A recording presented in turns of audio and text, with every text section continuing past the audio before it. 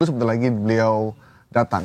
Dokumen untuk edisi kali ini juga dokumen yang spesial terkait dengan rapor setahun program Prabowo dan juga Gibran. Apa saja pencapaian yang sudah dilakukan, apakah 8 Astacita itu sudah semuanya terrealisasi? Udah pasti belum, nggak mungkin dalam setahun semuanya terrealisasi. Akan ada beberapa hal yang sudah berjalan dan juga hal yang belum berjalan dan akan berjalan setelah tahun pertama. Kita ketahui bahwa Prabowo dan Gibran sudah bersama dengan para menteri sudah menjalankan beberapa program yang menjadi prioritas. Yang pertama soal makan bergizi gratis yang kemudian masih berjalan dan perlu ada evaluasi. Kemudian Koperasi Desa Merah Putih yang sudah diluncurkan tapi belum sepenuhnya berjalan. Ya baru beberapa persen juga diluncurkan tapi di beberapa daerah masih banyak yang tutup, baru tempatnya tapi belum ada barangnya. Kemudian juga ada Sekolah Merah Putih yang juga sudah diluncurkan tapi juga belum berjalan di semua daerah, baru ada 1-2 saja yang sudah berjalan, masih akan berjalan terus. Kemudian ada beberapa terkait dengan kesehatan, cek kesehatan gratis. Kemudian ada yang paling penting juga pemberantasan korupsi yang sudah dilakukan oleh Prabowo dan ada beberapa hal yang lain. Berbeda dengan sebelum-sebelumnya, kali ini Presiden Prabowo menyampaikan setahun kinerja pemerintahnya dengan sangat percaya diri. Beliau mengumpulkan semua kementerian, semua menteri, wamen, dan juga para pembantu presiden untuk mendengarkan apa yang disampaikan oleh presiden terkait pencapaian yang sudah dilakukan. Termasuk beberapa hal yang menjadi PR yang akan dilakukan dan juga rencana-rencana berikutnya. Presiden Prabowo juga sempat menyampaikan rasa bangganya dengan beberapa kementerian karena pencapaian yang sudah dilakukan. Salah satu yang menjadi catatan kami itu adalah ketika Presiden Prabowo menyampaikan rasa leganya terhadap pencapaian yang cukup dibanggakan, yaitu swasembada beras. Dalam hal ini Presiden bilang bahwa swasembada beras itu dalam Astacita maupun janji kampanye Presiden itu ditargetkan 4 tahun untuk menuju swasembada beras. Tapi dalam setahun sudah memenuhi unsur untuk melakukan swasembada, bahkan tidak impor sama sekali.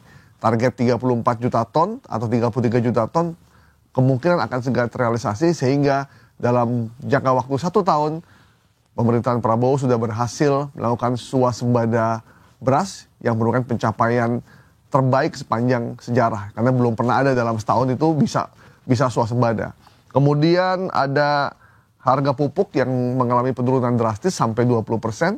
Kemudian nilai tukar petani atau NTP yang juga tertinggi, yang tadinya hanya 75-80 kali ini 123. Dan cadangan bulog yang mencapai angka tertinggi sepanjang sejarah. Jadi memang dalam urusan swasembada, urusan pangan, Presiden Prabowo itu mencatatkan rekor yang luar biasa.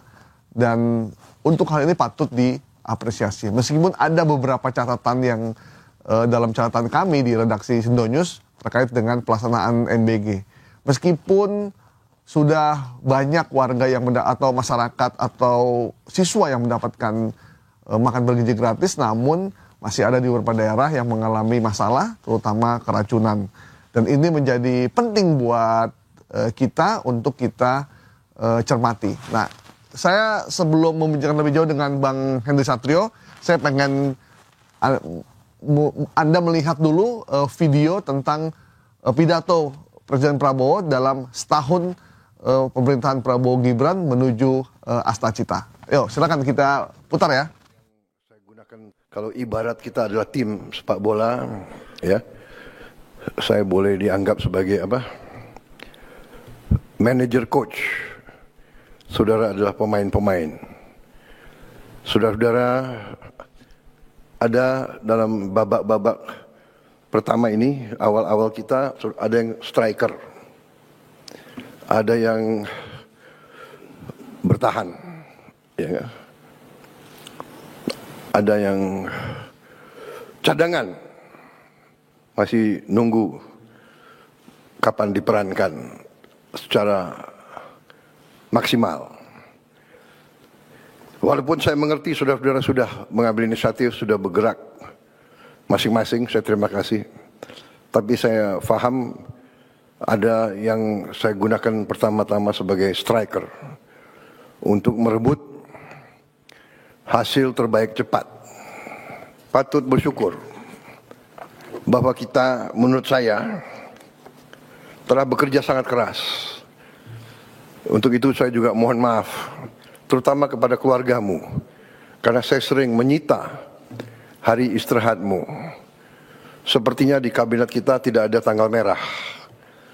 Dan saudara-saudara sigap.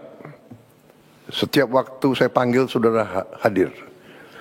Sabtu, Minggu, malam-malam.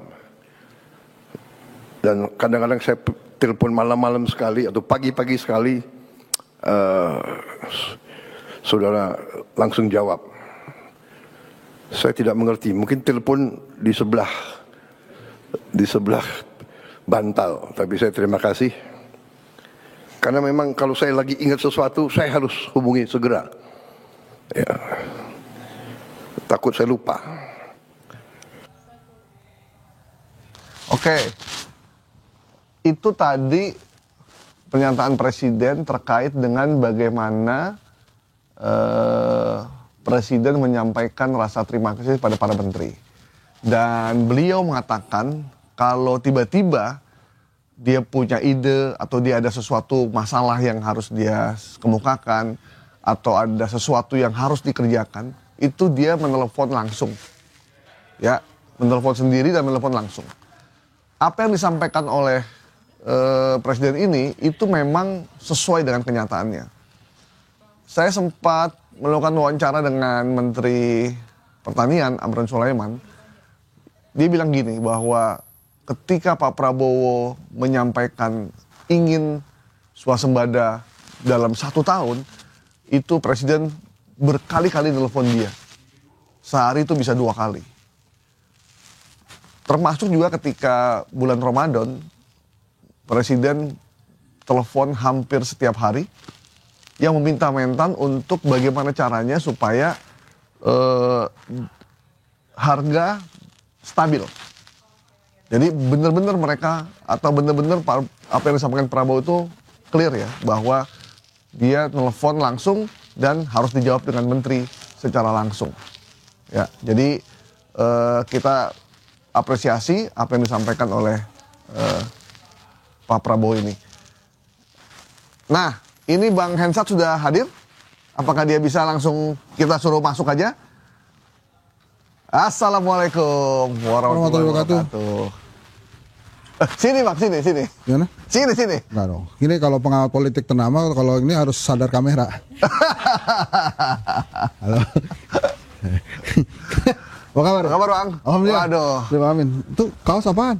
Ya biasa lah. Ini ceramah di mana sih? Telat gini? Enggak, tadi khotibnya lama.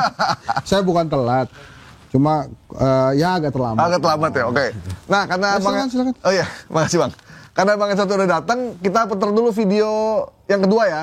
Terkait dengan pidato Presiden Prabowo di hadapan para menteri 1 tahun Prabowo Gibran. Biar Bang Hensat bisa baca ini. Untuk pertama kali dalam sejarah kita sekarang, Republik kita sekarang, pemerintah kita sekarang punya satu sistem data tunggal sosial ekonomi nasional, DTSEN. Untuk pertama kali. Sekarang tidak ada kementerian, tidak ada lembaga yang boleh pakai datanya sendiri-sendiri. Satu data. Ini kita ingin meningkatkan ketepatan dalam aliran bantuan-bantuan sosial. Data yang keliru bisa mengakibatkan penghamburan uang. Data yang keliru bisa mengakibatkan mereka yang berhak menerima bantuan tidak menerima. mereka yang tidak berhak menerima. Jadi ini saya kira arti strategis daripada data tunggal sosial ekonomi nasional. Kemudian kita berhasil mengalihkan 306 triliun rupiah anggaran negara yang rawan korupsi, kita alihkan untuk program-program pro rakyat. 300 triliun, ini yang kita pakai untuk langsung ke rakyat. Kemudian kita bertekad tidak ada kasus-kasus korupsi yang tidak bisa diselidiki. Tidak ada, no more untouchable, nggak ada yang untouchable lagi. Saya terima kasih penegak hukum yang tegar meneruskan tugas yang mulia ini. Juga penegak hukum telah berhasil menyelamatkan lebih dari 1.000 triliun kerugian negara. Ini yang kita berhasil kita tegakkan. Lebih dari 4 juta hektar kebun kelapa sawit dalam kawasan hutan yang melanggar undang-undang dan melanggar hukum, ini kita kuasai kembali oleh rakyat, oleh negara. Juga lebih dari 100 triliun kerugian dari tambang ilegal berhasil kita hentikan. Terutama kemarin dari Bangka Belitung, kita tutup, sampan pun tidak bisa keluar membawa hasil selundupan. Oke, itu tadi salah satu cuplikan yang disampaikan oleh Presiden Prabowo. Nanti akan ada banyak cuplikan. Yang pertama tadi ada terkait dengan terima kasih pada para menteri. Yang kedua tentang satu data dan juga penegakan hukum pemberantasan korupsi, uang-uang yang sudah didapat dari hasil pengembalian itu bisa digunakan untuk kepentingan